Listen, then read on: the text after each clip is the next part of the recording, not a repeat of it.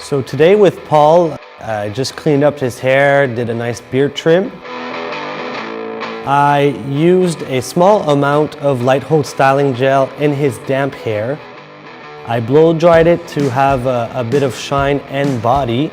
And then I came in with some boost powder, really just to get a lot of height. I finished off Paul's hair with the alternator, which basically I was using as a flexible hairspray. So I started off with our cleanser beard foam, really just to clean his skin and the beard, give it a nice fresh smell. After that I came in with our American Crew beard serum, just to moisturize his face and beard. And then I finished off with our American Crew beard balm, just to once again give some hydration to that beard and also have a bit of hold for the photo shoot today.